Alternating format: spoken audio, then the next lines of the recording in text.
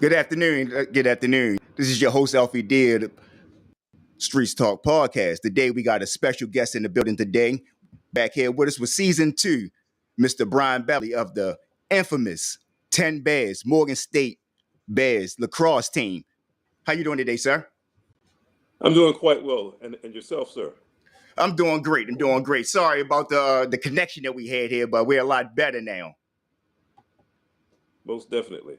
All right. So I wanted to bring you on here today because upon me doing a little bit of research, I stumbled across a little bit of information.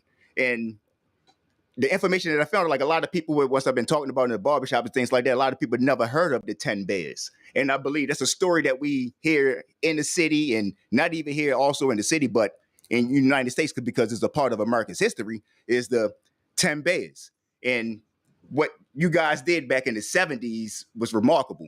And I would like to talk about that a little bit and try to bring that to light a little bit to our guest today. And let's talk about what y'all accomplished during the 70s, especially in 1975. Thank you. Yeah, the program ran from 1970 to 1981. 1970 was the club team, and so the first varsity year was 1971.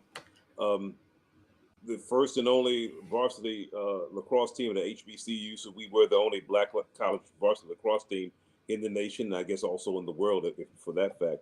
A lot of guys came out of Baltimore City, with some guys out of New York, and there were two coaches. Coach Chip Silverman, he coached from 1970 to 1975, and then Coach Sheldon Freed, he coached from 1976 to 1981.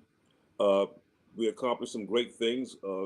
Again, a lot of the guys who came from Baltimore didn't pick up a stick until they were in the 10th grade in high school. We beat some major colleges. We beat some established programs. We beat some people who took us for granted. Now, granted, there was a trade-off. Many of our guys had not picked up a stick until later in life, versus the people that we were playing had a stick in their hands since they were 5 years old. But back then, lacrosse was a little bit more physical. So to the extent that we didn't have the legacy and hours of stick work, we had the athleticism and we had the physicality. We couldn't do all the most of our guys could not do all the great dynamic things with the stick. But then from the physical standpoint, if you exerted enough physical pressure on someone over the course of the game, that often kind of leveled the playing field, if you will. So we had the athleticism and also the drive. Some guys had a chip on their shoulder. Again, it was the 1970s. So just the post-King assassination years. You've got the whole thing of racial unrest. You've got the whole situation of black existentialism, where blacks, particularly black men, were trying to establish their identity. If you think about the images in the early 1970s, you have the Superfly, you have the Shaft, you have the Mac, you have the Fred Williamson, you have the Jim Kelly movies. These were all attempts for black men, black people in general, and black men in particular, to go through an existential experience to try to define themselves. That to the extent that we didn't control the power, we weren't part of the main power structure. These are ways of trying to find positivity in being a black person. You think of the songs in the late 60s, James Brown, Say It Loud, I'm Black and I'm Proud. The whole saying is black is beautiful, Jesse Jackson in his slogans. So it was a time of black, I'm using the term black existentialism, the time of kind of defining one's identity. Now, certainly as we're now in our 60s and 70s, we realize now the impact that we had now as opposed to back then.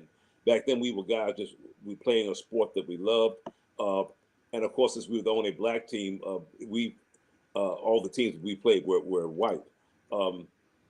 We won some major ones, and then in the years of growing pains, we lost some. But overall, it was an excellent experience.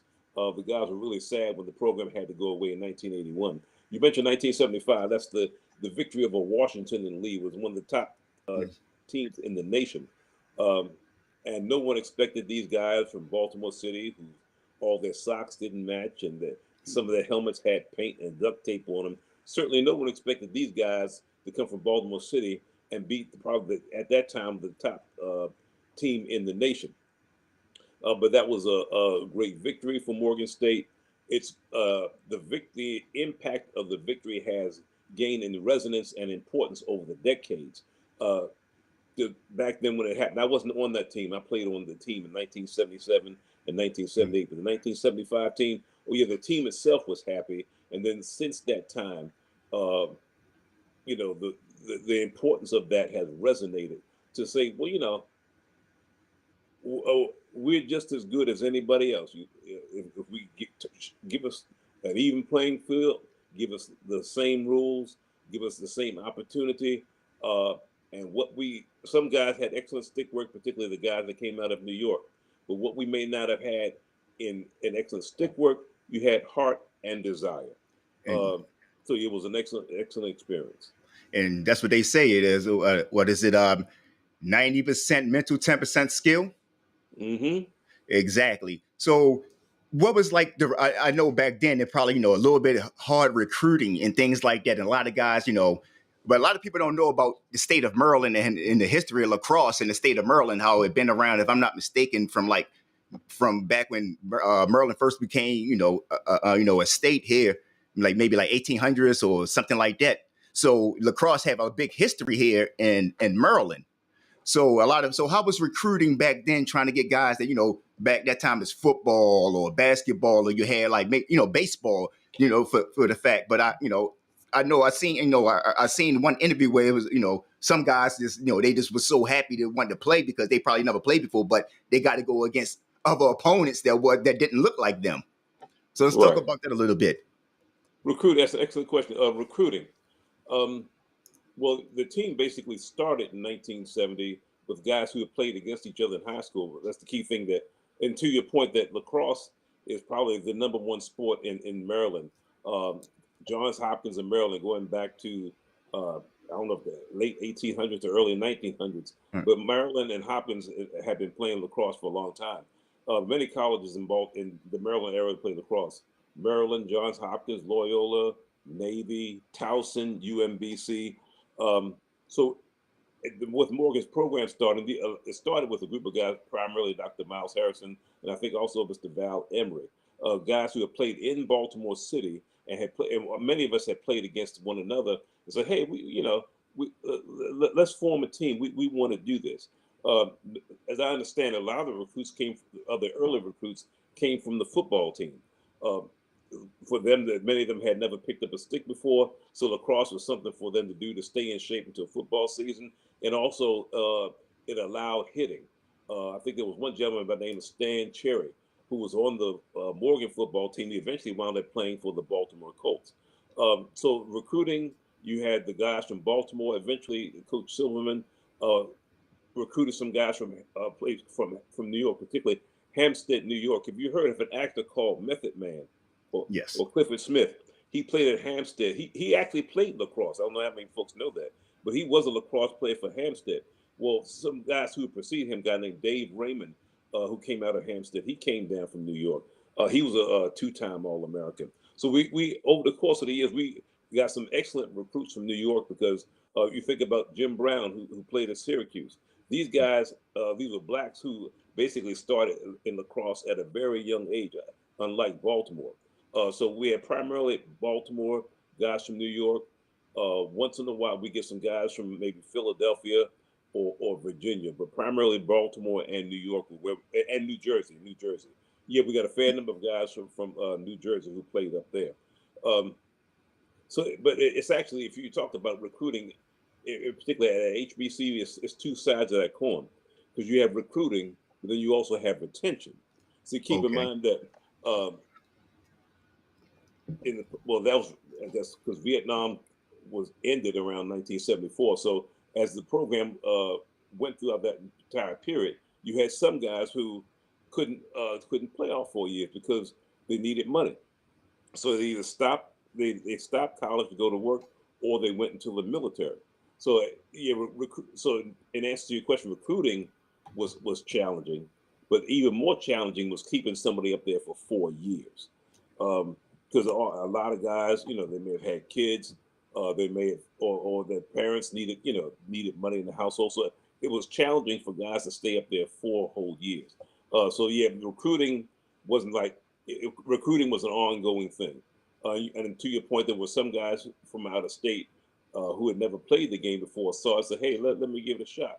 I think of one gentleman who just entered the Morgan State Athletic Hall of Fame, Andre Wickham.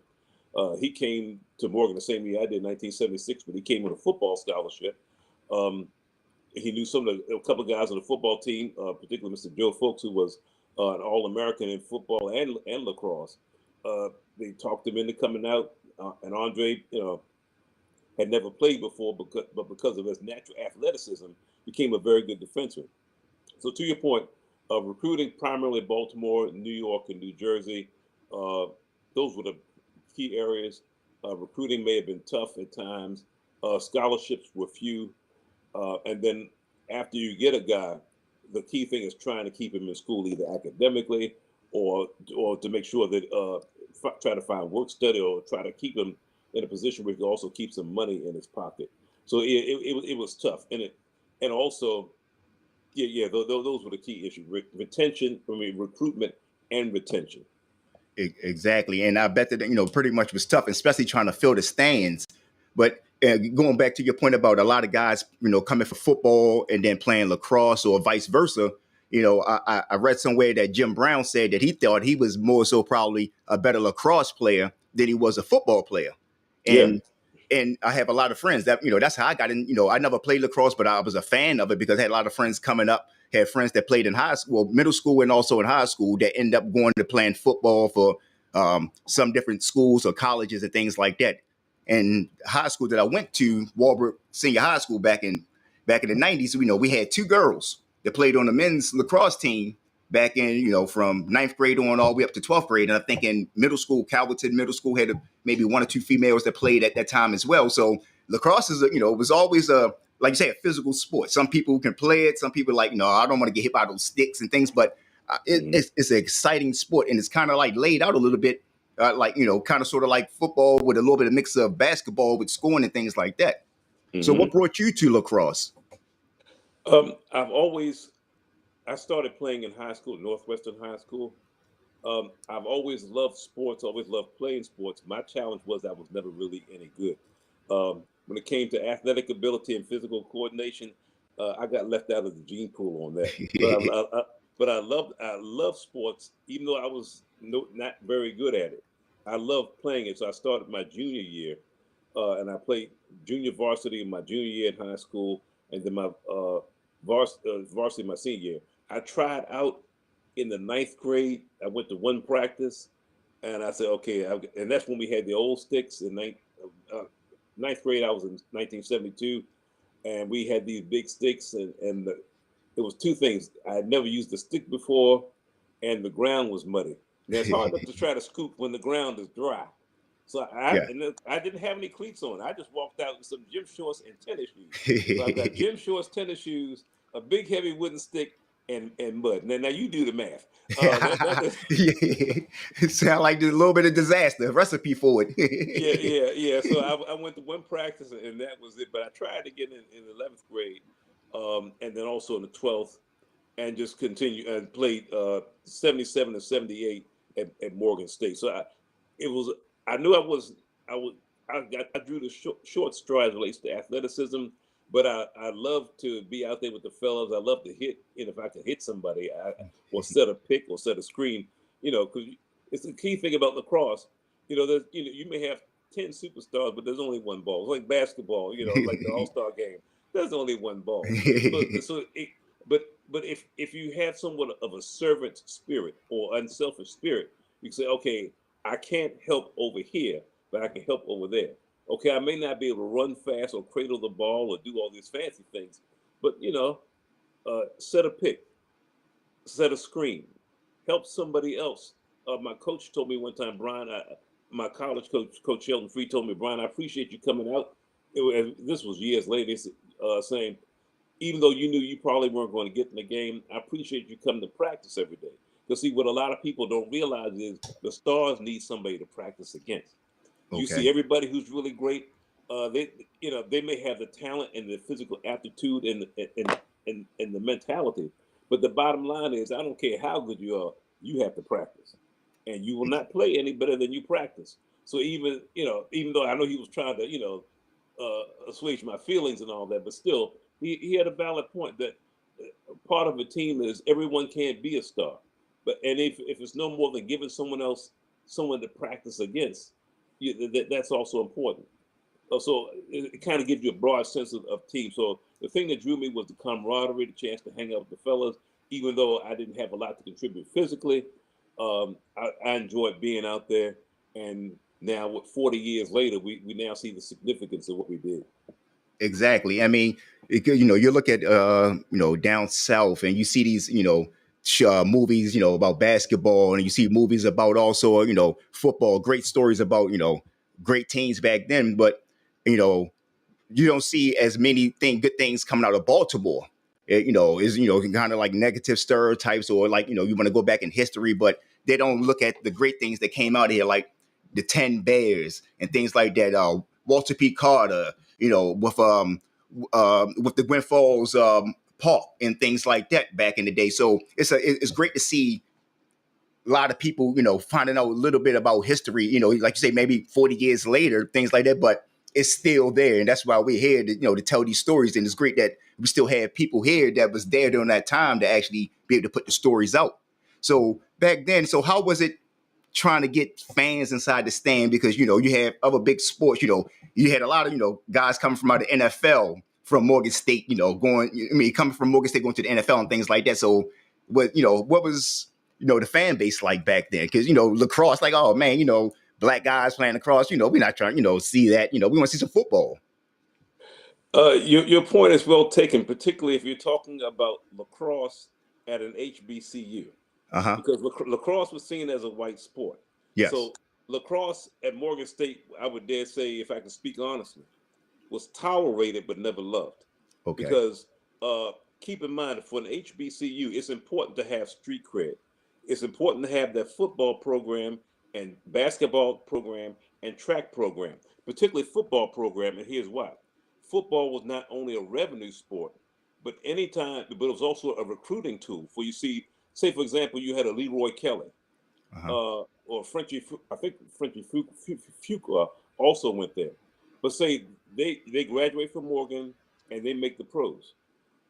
From a PR standpoint, from a recruiting standpoint, the athletic department can now go to your local high schools and say, hey, Leroy Kelly, who's now playing for the Cleveland Browns, played at Morgan State.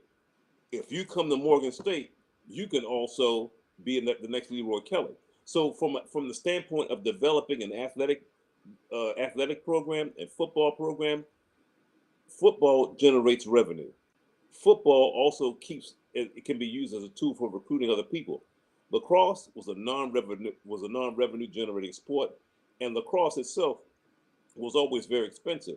You could easily spend $200 in order to buy equipment, spend on equipment just to outfit a lacrosse player. The sticks are expensive, the helmets, but basketball, that's lunch money.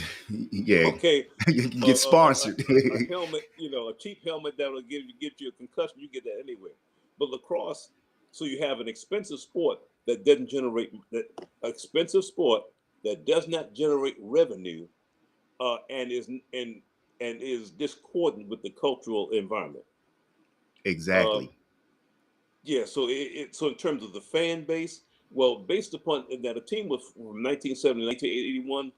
As best I remember, at least during my time there, we were not allowed to play in the stadium. Wow. Because the stadium, they didn't want the lacrosse team messing up the turf. Because, and if I put on my football hat, my athletic department hat, I understand that. Because if you make your money off of football, you're gonna protect that from end to end. In fact, there were coaches who tried to keep football players from playing lacrosse, or tried to get them to quit the team. So I mean, I don't agree with that, but if I put myself in the other person's shoes, if I'm running an athletic department at a historically black college, I've got to go with what I'm not going to spend money where I don't make money. Exactly. Exactly. And lacrosse made no money, so you have lacrosse, which is expensive, and made no money. It was tough. So in terms of the fan base, what guys would do sometimes on game day, if it was a home game, they wear their jerseys to class. Okay. So that way, or they walk across the campus with the sticks to kind of show, hey, we're out here, come see us. So there were some people over time that would come and check the games out. Friends and girlfriends of the guys. Um, I think the guys before I got there, they would put signs up on the campus saying, "Hey, come check out the lacrosse team." So there were efforts. It did have somewhat of a fan base, but it wasn't huge. I think the largest fan base often we had was when a big name school would come to Morgan, and that is the fact. So you said fans, not so much the Morgan fans, but the fans of Yeah. the visiting team. In 1981, Notre Dame came to Morgan, and Morgan beat them. Okay. Uh, and so a lot of times when visiting teams would come to Morgan, those teams were supported by their fans, so those fans would come. And the fact, and even though there were tough times in the '70s and the post-King era, all the fans were not hostile. You think black fans, white team, yeah, with any sport, you're going to get a few knuckleheads in the crowd, but for the most part, they want pitchforks and torches sitting there.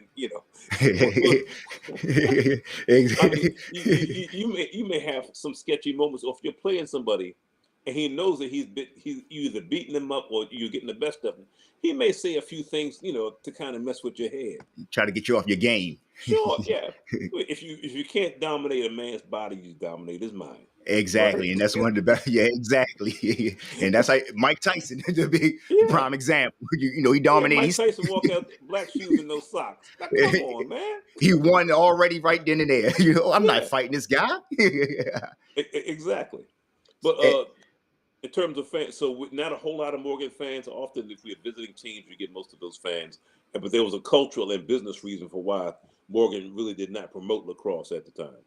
Yeah, and then you look at it. Fast forward now, and let's fast forward to like maybe early 2000s, and when the story really started coming alive a lot more. You had ESPN and things like that, PBS and people like that, and now it's like you're saying, putting light on Morgan State back then and what that they was doing.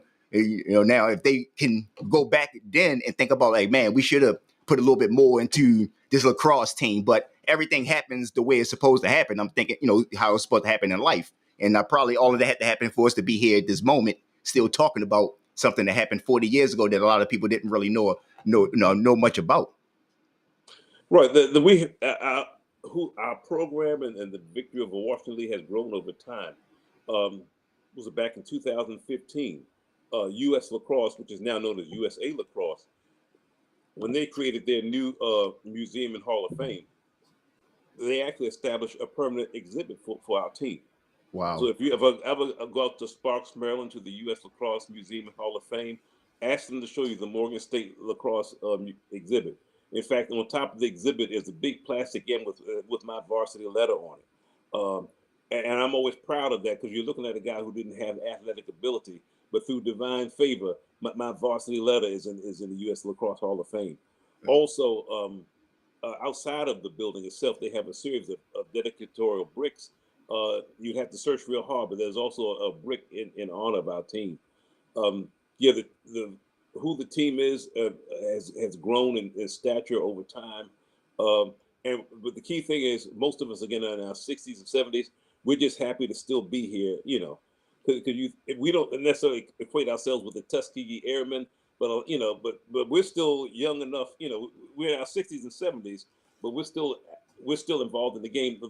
The program started at Hampton was started by a guy I played against in high school and played with at Morgan, Coach Louis Carter. He started the Hampton program. He started as a club team, and eventually they jumped straight to D1. Coach Wow. Chaz Woodson is the coach there now. So Hampton is there because of Morgan State.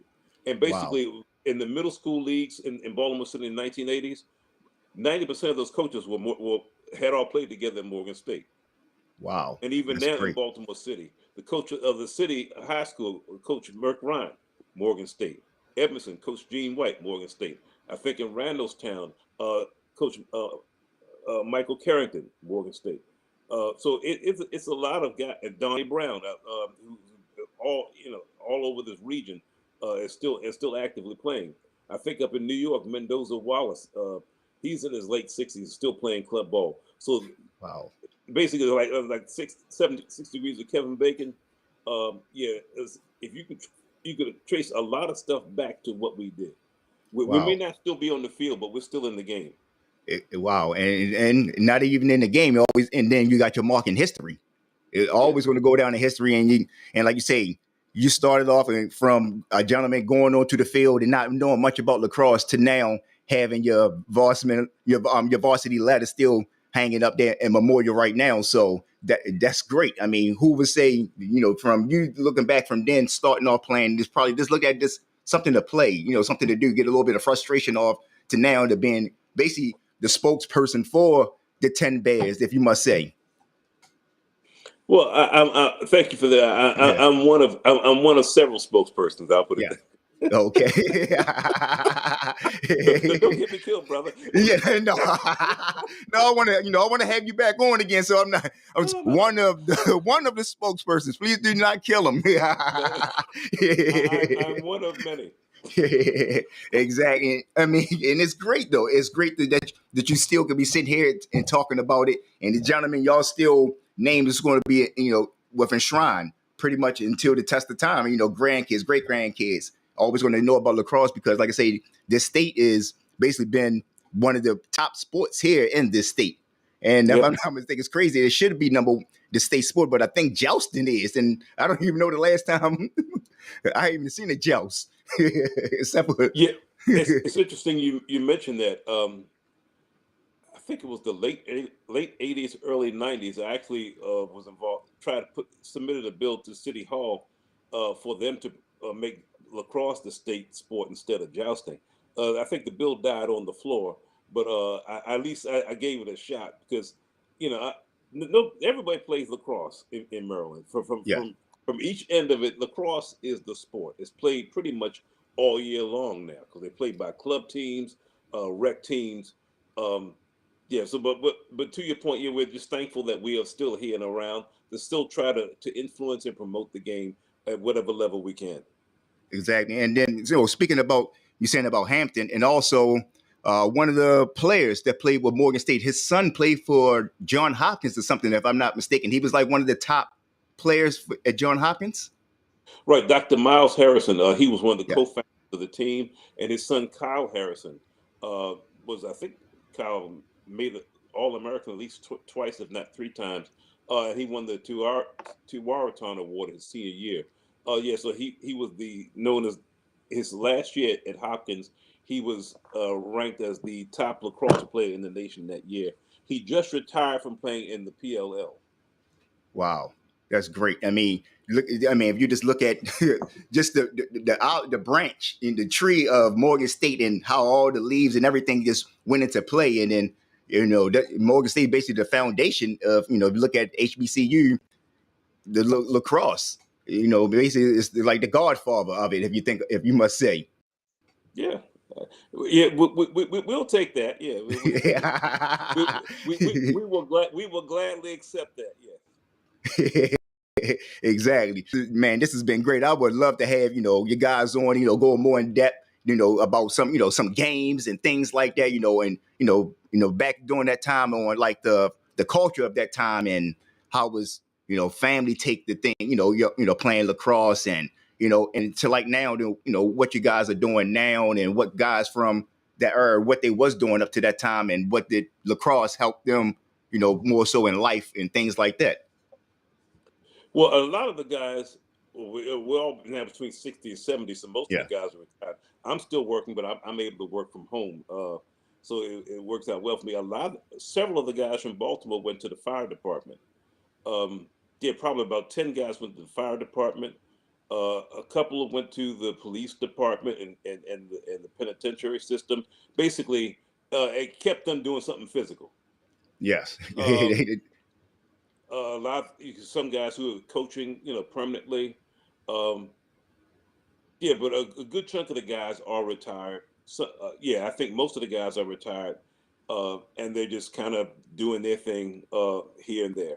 Most Okay. a good chunk are still in Baltimore, and obviously before pre-COVID, we'd all try to get together for some events, maybe once or twice a year. In fact, if I could put in a plug, um, Sure, if go ahead. anyone, if you have access to Facebook, we have a team group page out there. You can ask for membership, and then on the team group page, on the section called Files, there's a whole series of, there's a PDF out there with about 60 different links to web-based resources. I've got about 50 Morgan State lacrosse videos out there, or even if you go up to YouTube and search my name, Bryan Beverly, and go to my YouTube channel, you'll probably see close to about 30, 40, maybe 30 or 40 Morgan State videos. There's actually a game video from 1980. There might be a game video from 1974. Or that may be a different link, but yeah. But we've done a lot in the last, what is this, 2022?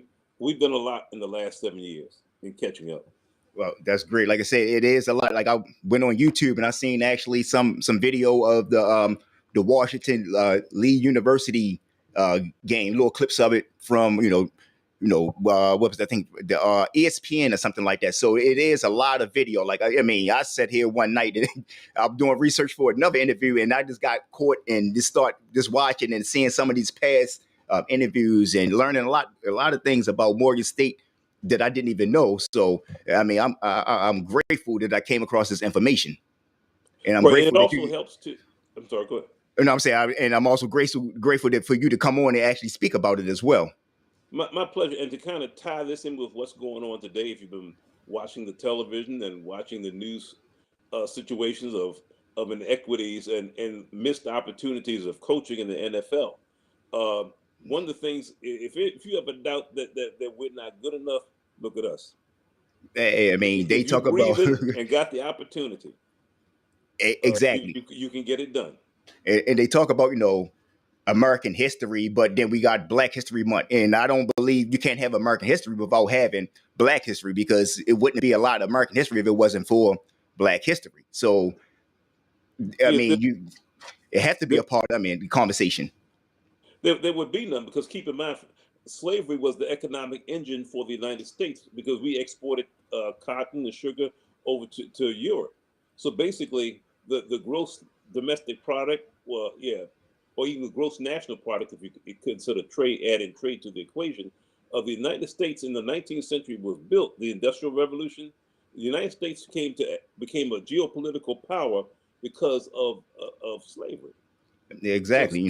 So to your point, this country was built off of the backs of Black folks.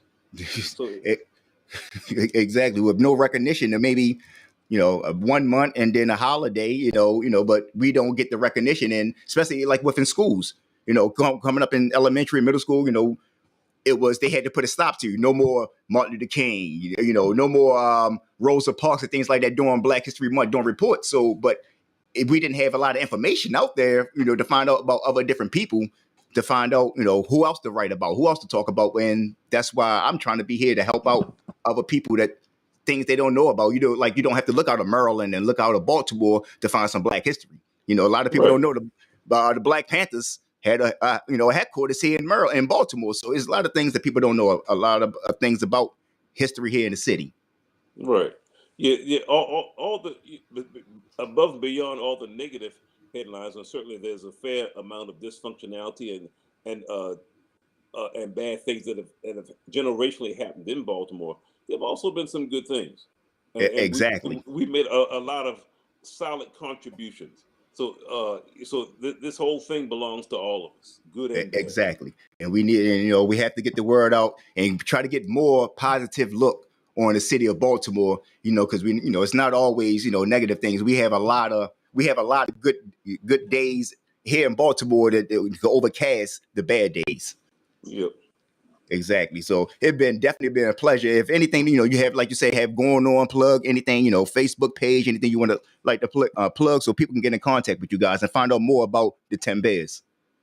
Well, again, if you go out to Facebook and look for the Morgan State 10 Bears group page, I'm the administrator of the page. If you'd like to become a member, just answer the questions, and you'll more than likely, unless there's something really bad, if someone I don't know, I may take a quick look at their page, and if someone wants to get on our page or your page looks a little sketchy, I may turn it down. But outside of that, as long as you as long as your page is No fine. spam. Right, yeah. So as long as you're cool, I'm cool, and you'll have access to I'll use the word goo gobs. It's a whole lot of information, photos. Again, I have PDFs with videos of about 60 different videos, and also other internet links of information on the team. And also go out to YouTube, look for my channel, you can also see the videos out there as well. And like say you guys go out there, go to Facebook and look up for the, 10 bears. I say you can go in there. There's a lot of great information on there. I've seen news articles, like you say, clips and things like that. So, maybe during this time now and your kids have something that, they have to do reports on Black history. Here's something right here. Morgan State 10 bears, Mr. Bryan Beverly. It's been a pleasure. It's been an honor. And I'm glad that you stopped by. Thank you for having me. I appreciate that. No problem. And you enjoy the rest of your day. Thanks a lot. Thank you. Bye-bye. All right.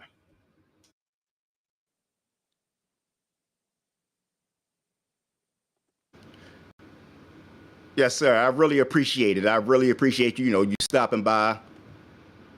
Take this video off. I really appreciate you stopping by, sir. I really appreciate it. It's definitely been an honor.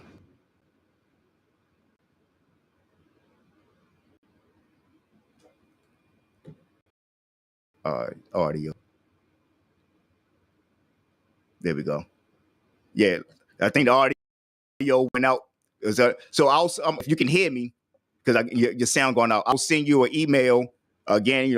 We could reach back out and have try to have maybe a reunion for you guys, since you say since there's been COVID and you haven't yet be able to talk to these guys here in a while. So maybe Mike can